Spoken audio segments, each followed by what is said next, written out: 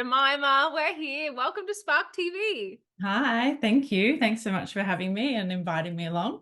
Of course, I'm excited to share your story with everybody. So let's start there. Who are you and what do you do? So my name's Jemima Fallows, and I have an agency called Puddleduck Agency that I started mid last year, and we are a boutique marketing comms events partnerships agency for the hospitality industry. Awesome. I love it. Why hospitality? It's sort of been my background by way of default. And I love food and drink. I love the whole experience that comes from eating out or travel or accommodation and the passion that comes behind hospitality from venue Mm. owners and the people that work in the service industry. So yeah, it's just a passion really, more than anything else. I love it. I know it's so interesting. I'm a big foodie. Yeah. And big wino. I shouldn't Yeah. say that.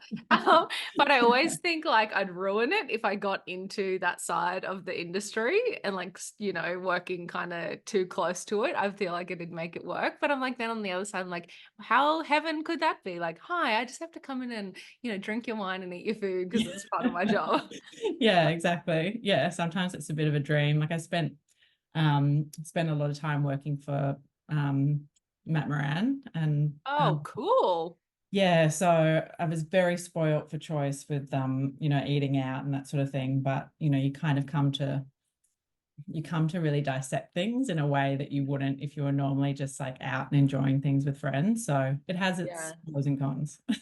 Yeah, it is funny. You've been out one too many times when you are like starting to critique things just a little bit too closely. Yeah, like I Oh, still collect menus and coasters from venues, and like, I'm always mm, looking at branding and the way that like the brand is told throughout like every customer touch point, that sort of thing. So yeah, it's but I enjoy it, so it's fine. I yeah. just look at things very differently to the average punter, I guess, which is I good. I love it. So what were you doing? So when you say your background's hospitality, what's kind of what were you doing before you started your own business? So I fell into hospitality because I studied acting for 10 years. So Ah, cool. Yep. yeah, as an actress, you need a job that is not 9 to 5. So Mhm. I was always working in bars or restaurants, just so that I could make sure I had days free to go to auditions. Yep. So I was doing that, and then I moved to LA and I studied acting there, and I ended up working night times at Chateau Marmont. So Wow.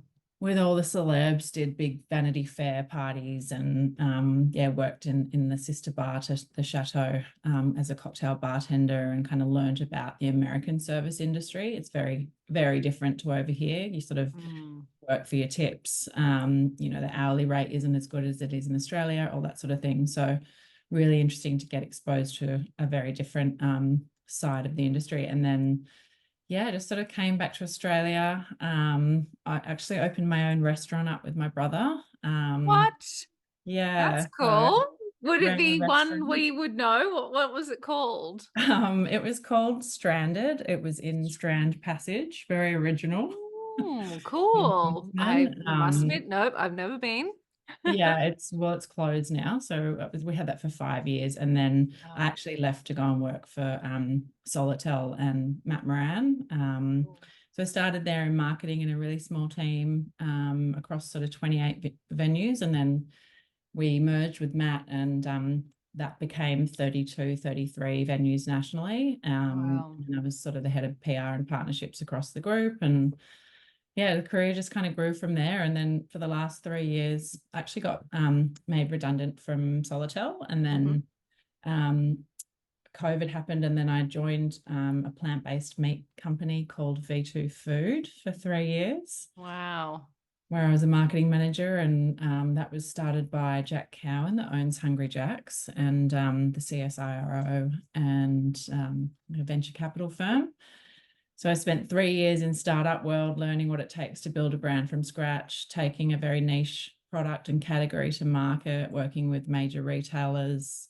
First role in FMCG I'd ever had, so very corporate for me. Mm, And then yeah, I got made redundant from that role as well, and kind of went, oh well, I've always loved hospitality. I've always sort of freelanced.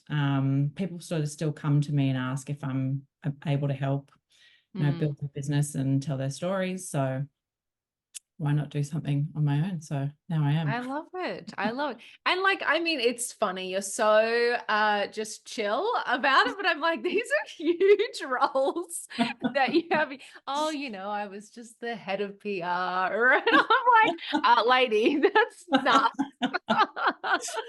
Yeah, Oh. it's so funny for me. I think like I never set out to do anything in my life other than be an actress. I went to a performing arts high school. That's all I ever wanted to do. And Mm, as time went on and I got older, I just went, I need a regular paycheck.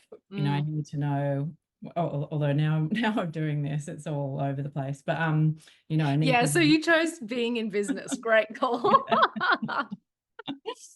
yeah, Oh. I don't know. So yeah, and then I think the natural thing for me was to move into a space that I know sort of like the back of Mm. my hand, and I love, and see what happens from there. I love it. And it's really interesting, isn't it, where life takes you? You kind of have this laser focus in on something and opportunities just arise and the next thing and the next thing. And then yeah, you turn around and you go, oh, I'm head of an organization, a thing, and it's just crazy. And you don't set out for these things to happen sometimes, but it's wonderful when they do. And I Yeah, think, now that you're in a position where you're like, okay, I want to start my own business, you've just got so much behind you, so many networks, so many contacts, so much skill set that you can apply. You already know how to walk into a business and support them and bring their branding or marketing or comms or PR or whatever it might be to life. So it's yeah, cool.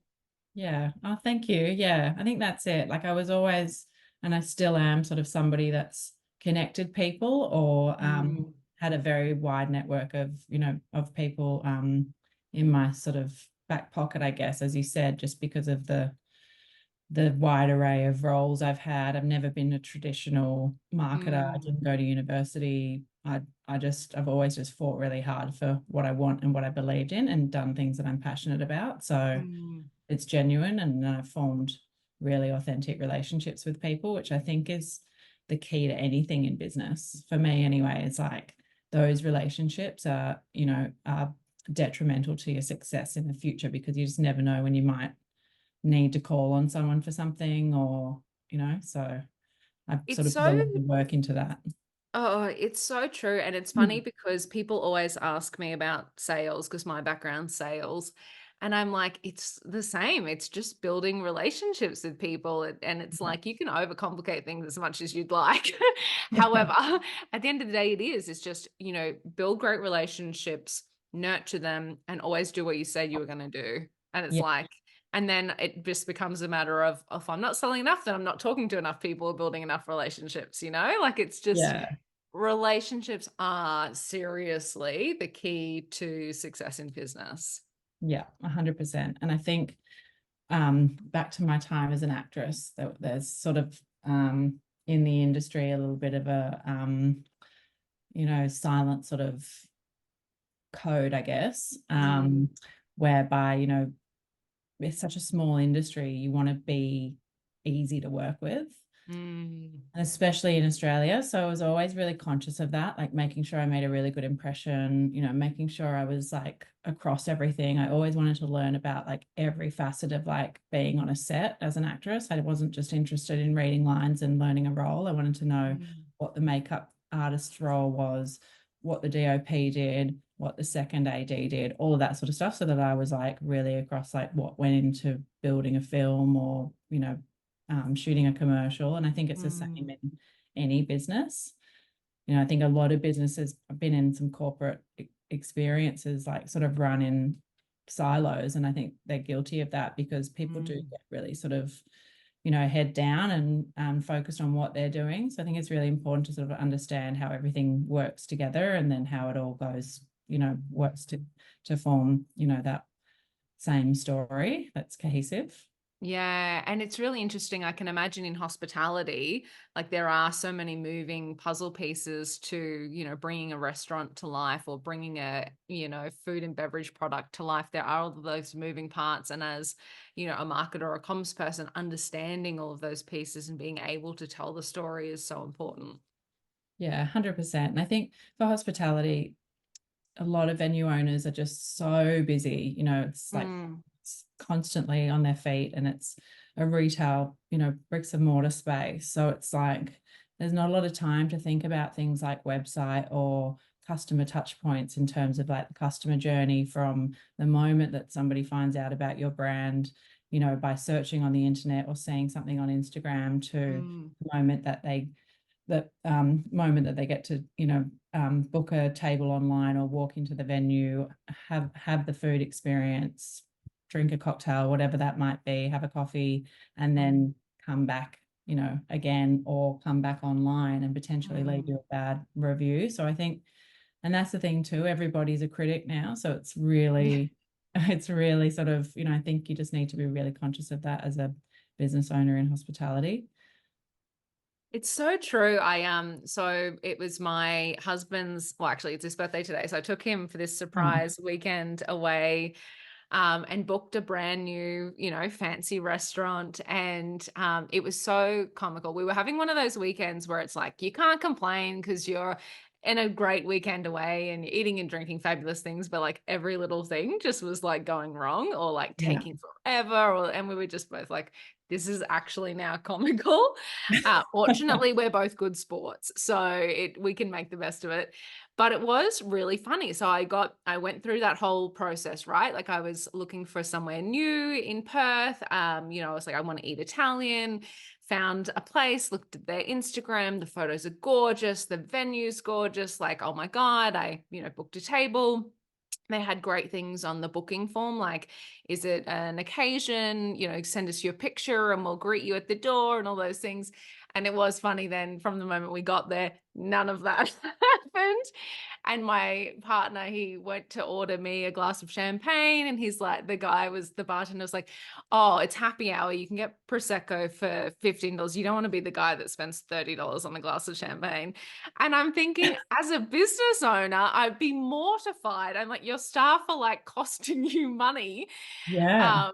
But I was just thinking of that. And now that I'm a business owner, I can't help but think about places as businesses and think about all of the details and where everything can kind of break down and go wrong. So, yeah, it is such a challenge, I think, for us as business owners to see the full end of that customer experience, especially when you have employees and you can't control what happens once you let them loose out with your customers. Yeah, yeah, exactly. That's why it's so important to kind of make sure everyone's across things. So, Mm, that the instance in that case might be that they have outsourced a marketing team, or there might mm, be, so that there might be a disconnect in what's actually happening in venue versus what's happening online, which is quite common in my industry, I think, because everything's always changing so much in a restaurant. mm. So there's daily specials, there's, stock that they can't get in that might be on the Yeah. menu. There's people that have sick days. There's, a lot of personality clashes in kitchens, especially. There's Mm. just human beings in general, and Yes. If you're really dealing with highly, humans, it's the worst. yeah, and it's just like a really highly stressful environment, like Yeah. being in the kitchen and being in that industry. So in that environment. So, I think there's like lots of changes. So I like to be really hands-on. I guess I understand what it takes like to run a venue as well. I've worked front of Mm. house, I've worked back of house, I've run a floor. Like I've done everything except cook in a kitchen. I'm not even the best cook. It's like, I'd love to do it, but my mum is amazing. My brothers are amazing. Oh, wow. So, I have a really good appreciation for it. And Mm. yeah, I think that's why sometimes, when you do leave a bad review, make sure it's warranted, because I've just seen so many business owners that get like, really disheartened when they're just putting like their blood, sweat, and tears Mm. into it. And it's just like, and as human beings, we only remember the negative comments, unfortunately. Totally. So, it can really make or break a small business if you Yeah, have I reviews. know. And it was funny. So I So would never leave a bad review, but there was it's like part a hair in your food, or I mean, I don't know, I mean, totally. within But reason. even then I wouldn't. I'd be like, I'll No. just eat around it. It's fine. Yeah. But there was part of me that was like, I wonder if sending an email to the business owner and saying, hey, I only want to say this because you're leaving money on the table. I know how, tight margins are and so just whatever. But I didn't. It was one of those just dinner conversations where I was like, just became obsessed with the restaurant business for a couple of hours. But it is really interesting. So I wanted to ask, since we got there, so then for you in this business right now, what are all of the things that you would support a hospitality business with? So I'm still really working it out, but I guess my Well, main we all are. I'm 10 years in and I'm still working yeah. it out. Don't worry. Like, I guess my forte is like publicity and communication, so media management, marketing. So yeah, all areas of marketing, digital marketing, strategy, branding. I'm not a graphic designer, creative direction, content, events and partnerships. So everything I've sort of learnt over the last few years and all the really fun stuff that I like to do, I'm good at doing Wrap those. that up. Yeah. I love it. That's so good. How did you go? One thing I was thinking of asking you as we were chatting. So, what's it been like you going from being in that kind of employee role and moving over to business owner? I guess you've done it before with the restaurant, but Yeah. have you noticed a change or any challenges coming from, the regular paycheck and then moving over to now your own business and kind of starting from scratch? Yeah, totally. I mean, I'm not even a year in, so it's like there is no regular paycheck. So that's really difficult. Came from a Mm, pretty good corporate position, so it's a big adjustment. So you have to make sacrifices in that respect. Like I did things the other day, like put my gym membership on hold and like cancel subscriptions that I don't need. And I was like, okay, just got to yeah. like trim the fat here, just while Yeah. I sort of figure out what's going on. So I think that, and then, I guess having like sounding boards from people. I had a Mm, really fantastic mentor in my last role who's actually remained a very close friend, and I can still call for any sort of any advice anytime. He's great. But mm, yeah, I think that day-to-day interaction. So I try to counteract that by like getting out as much as possible, like meeting people, having coffees with people, like trying to mm, stay connected. But I think too, like over COVID, I was employed full time. So I think we all learned how to sort of pivot in that time. But the biggest thing is the financials, and also learning things that I'm not good at. So like mm. having to upskill and things like, Yeah. you You know, have to become like the jack of all trades. yeah, You go from like marketing extraordinaire to now I have to have 10 different jobs and I've got to yeah, figure them all out on the go because I need to nail them all by the end of the month. yeah, exactly. And I think too, like staying on top of like what's happening like in the industry for me, like I try and like read as much as possible and Mm, stay in contact with all the publications and all the people in the industry that I know and that I have learned from. But for example, in my role at V2, there was like this fantastic junior in our team who was in her early 20s, and I mean, I'm 40 in the next couple of months. So it's like, how do you use TikTok? Like, yeah. and like one day she TikTok. gave me this like really awesome like rundown. She'd done a full presentation for me, and we had an hour. She just Wow. like ran me through how TikTok worked, how to make a TikTok video, who's doing what on TikTok, what trends, like just stuff like that. Where I think it's like, you get older and you get busier, and you don't have your finger on the pulse as much as you do when you're just Mm. yeah. Yeah, and I find there's like just a lack of enthusiasm. We've had so much change in the last decade. Like I remember when Instagram first came out, even Facebook. So the first thing I had was a Facebook page. And I was so obsessed with getting Facebook followers for I had a blog back then that I was growing, OG influencer over Yeah, here. yeah. But I was so obsessed with it. And then Yeah, Instagram came out and I was so obsessed with like growing an audience and all of this stuff. And then it's like, Snapchat happened, Pinterest happened, TikTok happened, and I'm like, I don't give a shit anymore. I'm just yeah. like, I don't care what you're Yeah, posting on there. And you see all these things, and I'm like, can I be bothered learning how to use a green screen on my Instagram reel? Probably not. yeah. Yeah, It really is like it's not only just keeping up with your industry, but like, sales trends, marketing trends, all that kind of stuff. There's just so much to know. yeah. There's so much to know. And it Mm, always used to overwhelm me when I first like moved into the PR space because I worked agency side as well. So I've, been there and sort of been in that realm and obviously brand side majority of the time. But mm, yeah, I think I always used to get overwhelmed with like how I was going to keep up with like everything that was happening, but I think you just do what you can and you just do your best and believe in yeah. yourself, and you can't do everything, and that's why there's digital marketing managers and social media managers and publicity managers and account directors, and if you're just a one woman band with various suppliers or contractors, it's different. It's a different model. So just trying to trust. Totally. And I love that. It's like just cut yourself a bit of slack, Yeah, yeah, like just be kind to yourself. Like, I don't know. yes. I think that's a great life philosophy in general. Yeah. Oh, I love it. So, well, that is a great way to end. Let me ask you one last question. So, reflecting on your journey over the last almost a year, if you could give a piece of advice to another woman in business who's on the journey as well, on the roller coaster, what would it be?